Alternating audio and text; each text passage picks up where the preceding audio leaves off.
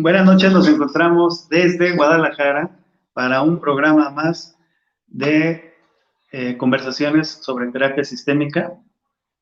Mira, estamos estrenando logo. A mi lado, a mi lado izquierdo está el logo. Y como en otras ocasiones me encuentro con el doctor Mauricio Leija para conversar sobre terapia sistémica. ¿Cómo estás, Mauricio? Buenas noches. Buenas noches a todo el público. Hola, aquí ando, aquí ando. Hola, buenas noches, bienvenidos a este espacio de encuentro para terapeutas, curiosos, interesados en la ciencia, detractores, fieles opositores del pensamiento sistémico, haters, sean todos bienvenidos. Sí, un saludo a todos. Ha generado mucha expectativa estas conversaciones, porque en realidad son como especies de módulos en donde revisamos las obras importantes o significativas de la terapia familiar. En esta ocasión estamos abordando una obra que para mí es muy importante, creo que también para Mauricio, él mismo lo propuso, hablar de este libro de Fundamentos de la Terapia Familiar de Lynn Hoffman. ¿Cómo te has sentido en esta revisión del trabajo de Lynn Hoffman, Mauricio? Pues me he sentido como Sócrates cuando dijo que yo solo sé que no sé nada. Aunque bueno, para esta hora también aplica la de yo solo sé que no he cenado. También aplica esa Pero sí reflexión. comiste, ¿verdad, Mauricio? Porque bueno, quiero contar que Mauricio ha tenido muchas actividades el día de hoy. Si escuchan alguna tripa o algún desvarío, es por el hambre. Sí, porque solamente sé que no he cenado.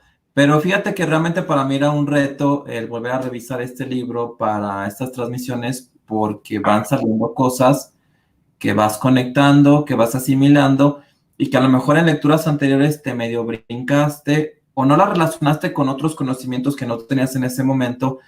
Y con eso vemos el valor de releer los libros, que a veces no se habla mucho de eso. Creo que al menos aquí en México, que los mexicanos no leemos mucho, pues si de por sí no leemos, no vamos a estar pensando en releer. Sin embargo, yo creo que es una práctica valiosa que yo recomiendo. De hecho, sí siempre sería bueno estar leyendo un libro y estar releyendo al mismo tiempo otro libro.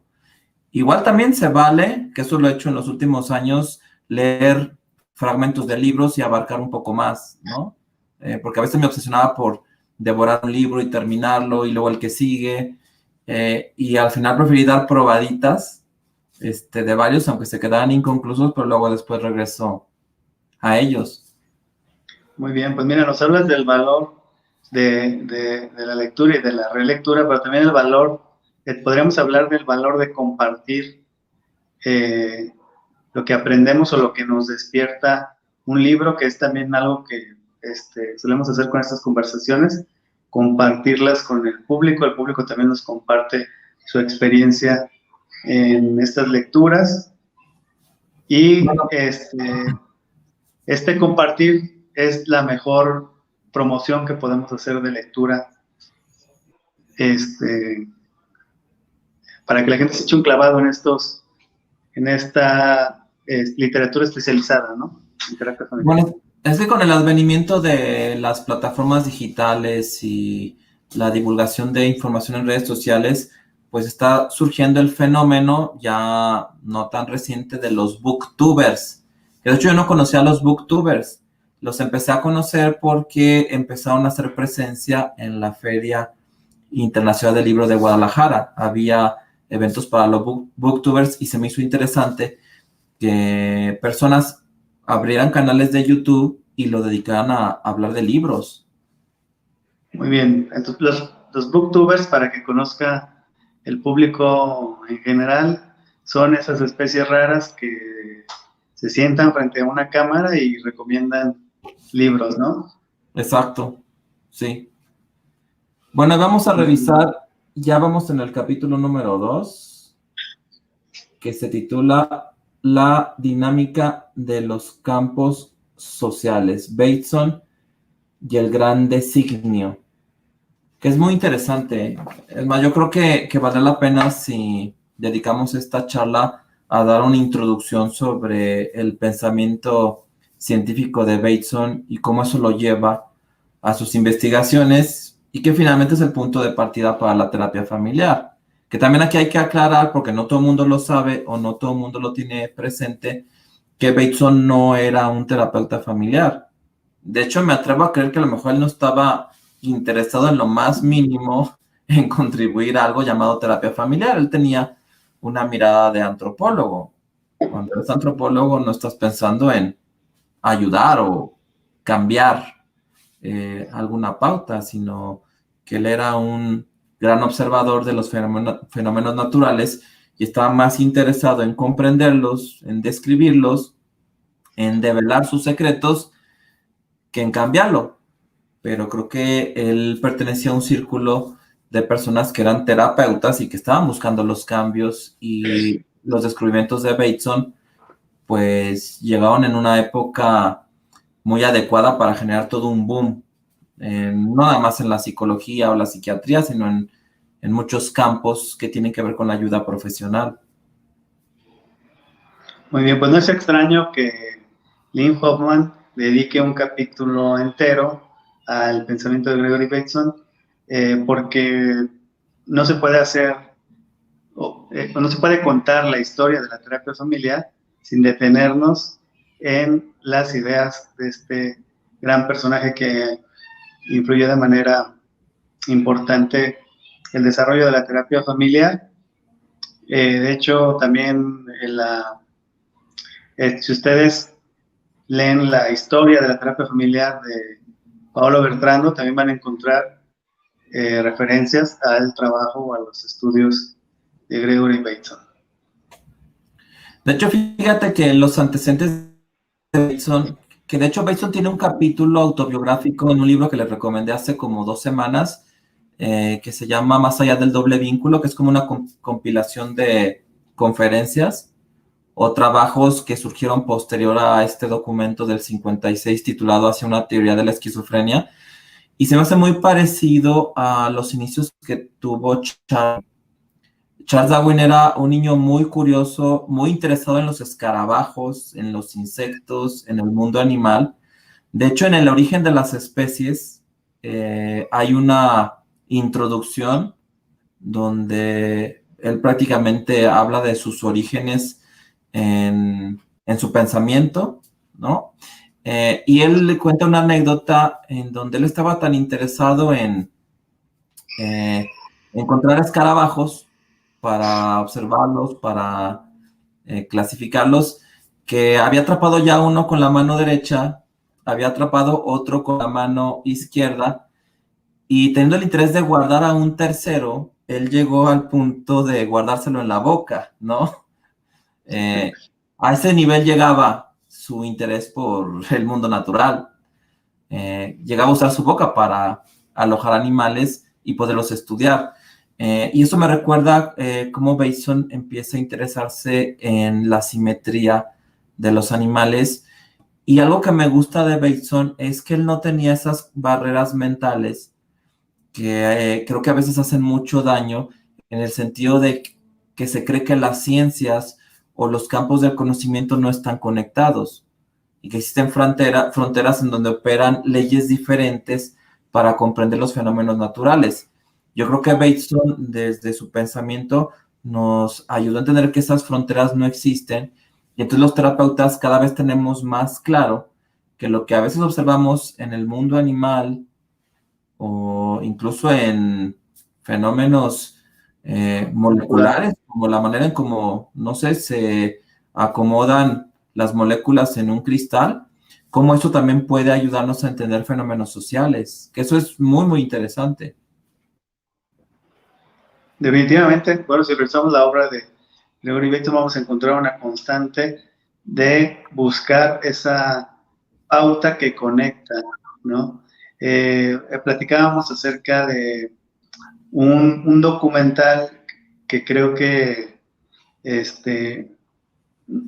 no es tan popular o no se ha visto o no se ha dado la promoción o la difusión eh, para los terapeutas familiares, un documental sobre la vida de Gregory Bateson, realizado por la hija, Nora, en donde explica cómo fue su experiencia de vida con su padre, y a la par nos va mostrando el pensamiento, de Gregory Bateson y sus estudios, ¿no?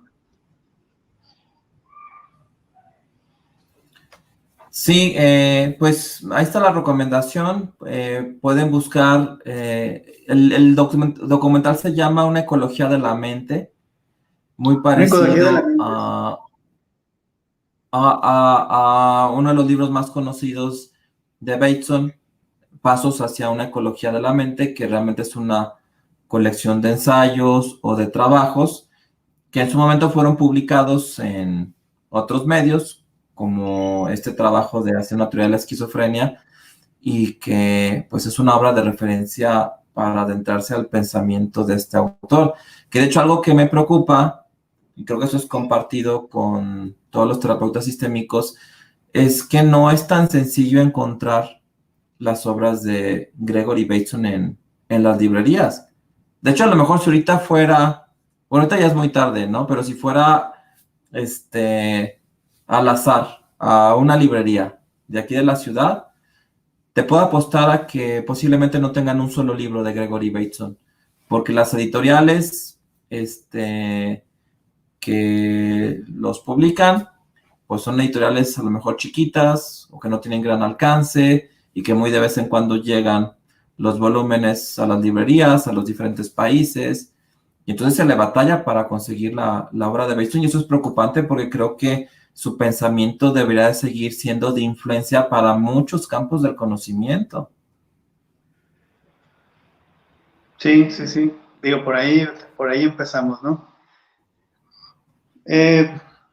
Quiero invitar a los que están viendo esta transmisión que nos platiquen cuál es su experiencia, o cuál ha sido su experiencia con respecto a la obra de Gregory Bateson, cómo llegaron, si es que ya llegaron, o si son terapeutas familiares, pues cuál fue su primera reacción, que nos compartan lo que saben de este tema, ¿no? Porque fíjate que Stephen Hawking, él decía que parte de lo que él buscaba en sus investigaciones era una teoría general que permitiera entender los diferentes fenómenos que vemos en el universo, una teoría globalizadora. Y él muere sin creer siquiera que estábamos cerca de eso. Pero yo creo que la teoría general de sistemas es lo más cercano que tenemos a eso, a lo que aspira Stephen Hawking, porque estos principios nos ayudan a entender fenómenos moleculares, fenómenos biológicos, fenómenos sociales, por la simple y sencilla razón de que el universo está ordenado en sistemas. A todo lado donde volteemos hay sistemas, ya sea que veamos un fenómeno físico, molecular, atómico, un fenómeno biológico como una célula, una bacteria, una amiba, una planta, o un fenómeno social como una familia, una comunidad o un país. Y fíjate que yo pienso que la formación en psicoterapia sistémica es muy valiosa porque te permite entender otros fenómenos que trascienden el ámbito familiar o el ámbito de la ayuda a familias. Puedes opinar sobre muchas cosas que suceden porque esta mirada sistémica te ayuda a entender la conducta, el comportamiento de los fenómenos. Sí, sí, es muy amplio el campo de acción del terapeuta sistémico, ¿no? No se reduce solamente al ámbito clínico. Porque fíjate, al inicio de este capítulo empieza a hablar sobre las relaciones simétricas y complementarias.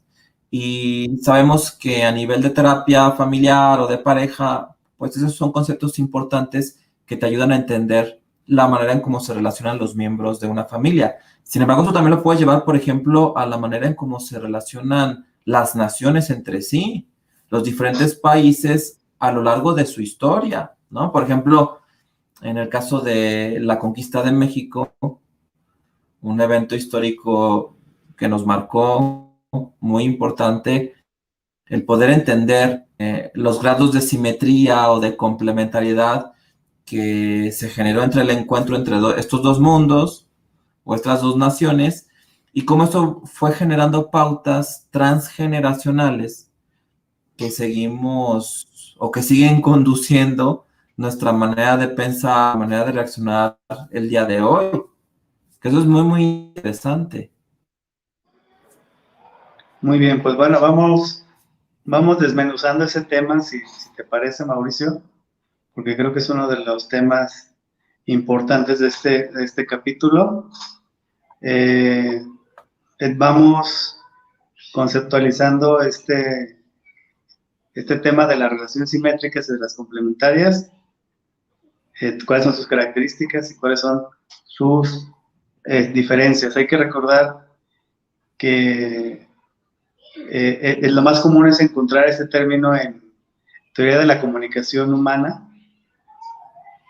Uno de los axiomas nos dice que todas las relaciones pueden ser o de tipo simétrico o de tipo complementario, pero en este capítulo revisamos de dónde viene esa idea que después fue muy popular del grupo MRI. Y viene de un concepto de Gregory Bateson que es la esquimogénesis. Entonces hay que explicar primero qué es este concepto, a qué se refiere y cuáles son los tipos de esquimogénesis que estudió en culturas primitivas, ¿no? Sí, porque de hecho lo que menciona Lee Hoffman es que Bateson, como buen antropólogo, se empezó a interesar en grupos humanos que tenían pautas que se salían un poco de lo que consideramos habitual, ¿no? En nuestra sociedad moderna. Y él se interesó en una comunidad en donde veía que no tenían jerarquías y que a pesar de ello lograban sobrevivir, ¿no? Y esto nos lleva también a la reflexión de que todos los sistemas tienen mecanismos de autorregulación y el proceso de descubrir cómo un sistema subsiste o se autorregula cuando pareciera desde nuestra óptica moderna que le faltan ingredientes o le falta estructura, resulta de mucho valor. Creo que en el pensamiento sistémico siempre hay que tomar en cuenta que todo sistema tiene esa capacidad de autorregulación y que nunca dejamos de aprender de los sistemas y de aprender de las familias y la mayoría de los terapeutas coinciden en que cada vez sentimos más interés por los diferentes tipos de familia, por la manera en cómo funcionan. Excelente. Teníamos algunos comentarios, ¿verdad?, del público. Bueno, es que Elda Gris, no sé a qué se refiere este comentario de hora, siento no la conozco, no sé ya Es que yo en qué los momento. invitaba, tal vez porque yo los invitaba a compartir sus experiencias sobre la obra de Gregory Bateson y bueno, tal vez nos diga Elda que no la conoce. Si no la conoces, puede ser que este sea un primer acercamiento a la obra y te puedas interesar por ella. Ok, tenemos otro comentario. Aquí está. Mira, Judith, un gran saludo a Judith, ella trabaja en el hospital de Salme, Distrito Salme. Un saludo a Judith y a todas las compañeras y los compañeros de Salme, de Secretaría de Salud. Dice, Sí, así es. A nuestros amigos de Salme. Sí, dice, así es. De hecho, el sistémico toma metáforas tanto de materia física como de la naturaleza. sirven mucho para dar sentido o explicar este comportamiento humano. Muchas gracias por tu comentario. Y bueno, vamos explicando a qué nos referimos con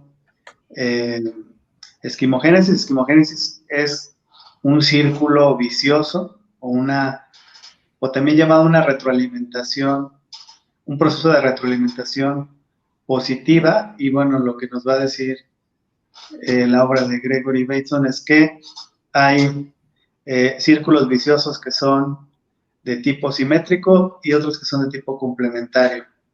Los de tipo simétrico son relaciones o interacciones basadas en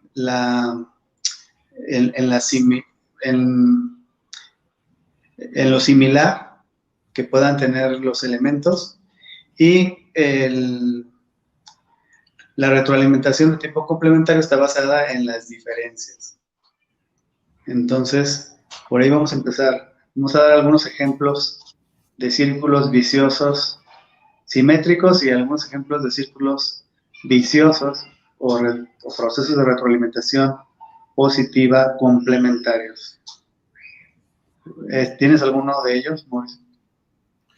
Bueno, yo creo que un ejemplo de una relación muy complementaria son las relaciones que se suelen dar en México, en donde a veces vemos muy caracterizado al típico macho mexicano y a lo que se conoce como la típica mujer sufrida mexicana, que de hecho esos estereotipos los vemos expresados en los personajes de Pepe el Toro y La Chorreada en Nosotros los Pobres, que es una película que nos ayuda a entender esa complementariedad. Y algo muy interesante, y esto yo lo señalo cuando doy clases de estudios psicosociocultural de la familia en México, es que el típico macho mexicano sí necesita que la otra parte genere un contexto para poder expresar esas características. De manera que no vamos a encontrar nunca a un típico macho mexicano en una isla desierta. No podría. Por fuerza requiere la participación y la colaboración de la típica mujer sufrida mexicana, que también nunca la vamos a encontrar sola en una isla desierta. Requiere la participación del hombre. Y entonces son roles complementarios que pueden subsistir hasta que llegan a una primera crisis, y entonces puede haber un cambio en la manera en cómo se relacionan. Creo que eso podría ser un ejemplo de una relación complementaria, como de el macho, la supremacía del macho y la mujer abnegada. Es decir, un miembro de la interacción que domina o que se conduce dominante, y un miembro que se conduce de manera sumisa. Sí, y esto también, un poco como conectando con lo que te decía de que, aunque esto lo aplicamos para entender parejas, también puede ayudarnos a entender las relaciones que tienen los países. Cuando tiene lugar la conquista de México, pues los mexicas vienen a ser dominados por los españoles, y ese tiempo de dominación fue generando una relación muy complementaria, una pauta, de modo que cuando se da la independencia de México, pues resulta que quedaba ese vacío que vino a ser llenado por otros elementos que provenían del mismo México o hasta del emperador Maximiliano, ¿no? Que se me hace muy interesante porque parecía ser que México siempre ha necesitado como ese conquistador. De hecho, hay un libro de Ríos que yo recomiendo que se llama La interminable conquista de México. Entonces habla de la dominación de los españoles, de la dominación de las familias ricas en el Viriato. De hecho, hay un libro muy interesante de un periodista, John Kenneth Turner, que se llama México Bárbaro, donde él habla del México prerevolucionario y como un porcentaje de la población en México, a pesar de que era un México independiente, eran esclavos de familias muy poderosas en las que se centraba la riqueza en México, que no estamos muy diferente hace poco más de un siglo. Pues mira, es muy Ajá, interesante esto que hablas acerca de Ríos, es, o de este libro de Ríos, porque es un libro muy sistémico, podría ser un libro muy sistémico este libro de Ríos, y tiene que ver con este concepto de este proceso de reacción mutua. Nos decían, bueno, estos círculos viciosos que veía Gregory Bateson en estas comunidades primitivas, en realidad no son tantos círculos, sino que son espirales que tienden a ser infinitos. Por eso creo que el título de La conquista interminable es un título muy sistémico, ¿no? exacto, sí. Muy recomendado ese libro para poder entender la historia. Y yo lo que siempre enfatizo cuando doy una clase a estudiantes de psicoterapia sistémica es que no abandonen la mirada sistémica ante cualquier lectura. De hecho, aquí les puedo compartir la portada de este libro. Déjame ver si se alcanza a ver.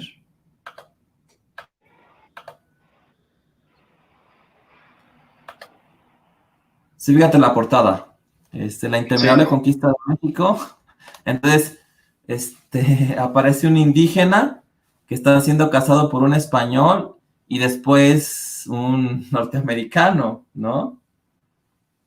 Que de hecho esto también me recuerda una reflexión que hace Kenneth Turner, que él dice que no entiende por qué México no es un país rico con todos los recursos que él pudo documentar que tenía nuestro país, empezando por que tenemos una gran cantidad de ecosistemas y además la posición que tiene México en el planeta. sí, sí, sí, efectivamente. Mira, es muy interesante también el diseño del libro, cómo las letras dan la impresión de ser algo que se este, que están presentando de manera interminable o de manera infinita. Y Sí, la exacto. persecución, que también esta idea del perseguidor y el perseguido es una idea muy, muy del pensamiento de Gregory Bateson, ¿no? Exacto.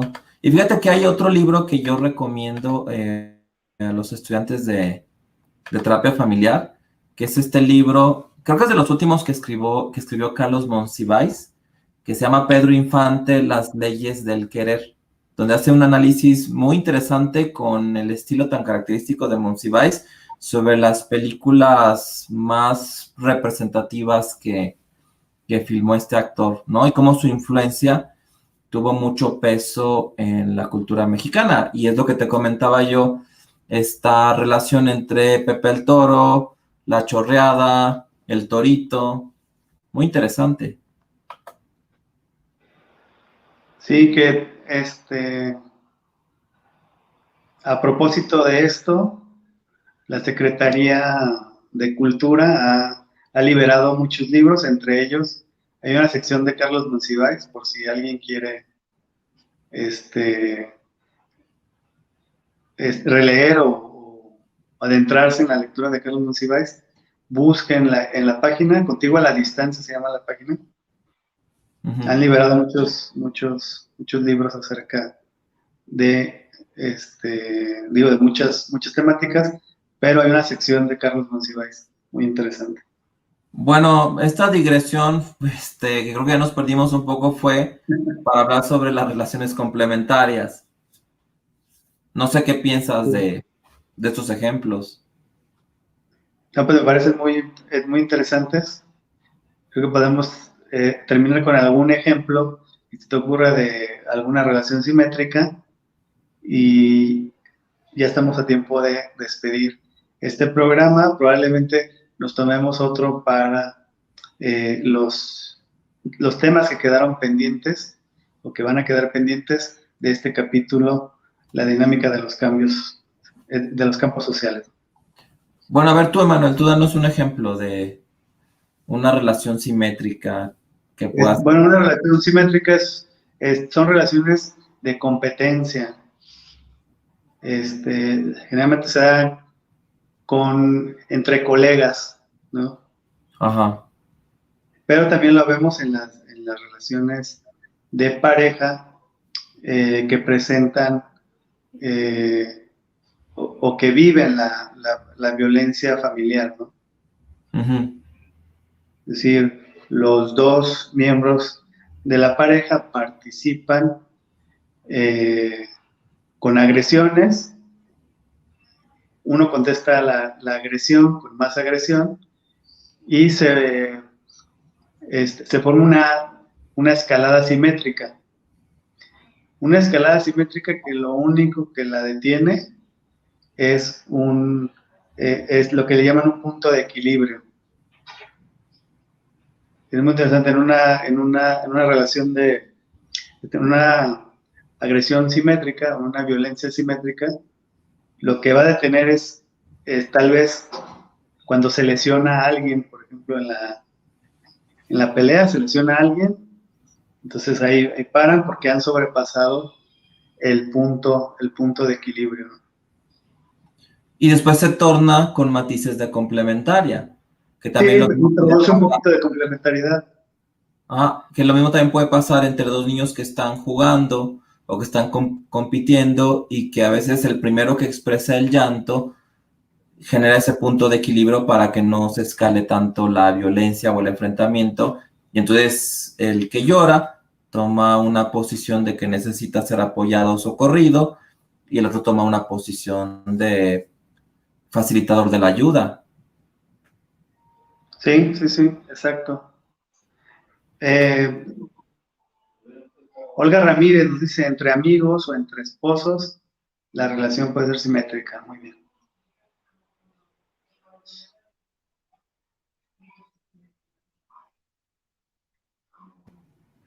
Recuerdo a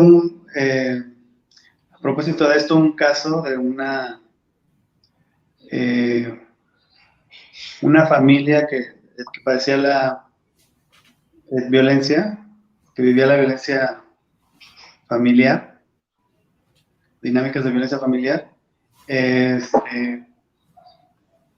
La señora, al explicar cómo fue su experiencia una vez que ya había salido de estas interacciones, de este maltrato, ella decía, no, pues yo aguanté mucho, aguantaba que me golpeara,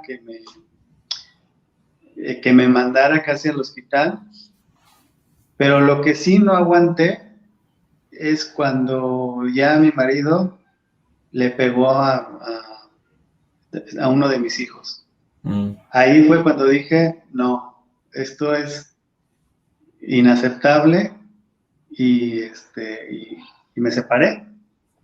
Uh-huh. Separé la violencia. Entonces eso explica que hay un límite, hay un punto de equilibrio que si se sobrepasa, pues el sistema se separa, ¿no? Exacto. Bueno, pues ya estamos con el tiempo encima, Emanuel. Yo creo que como un panorama general del capítulo estuvo bien, pero en la siguiente transmisión lo concluimos y podemos aterrizar más. ¿Cómo ves? Muy bien, me parece muy bien. Manden sus preguntas, sus comentarios y estaremos al pendiente de ellos. Bueno, entonces nos vemos el siguiente miércoles para seguir hablando del capítulo 2 de Fundamentos de la Terapia Familiar de Lynn Hoffman. Perfecto, pues bueno, muchas gracias a todos. Bye. Nos vemos.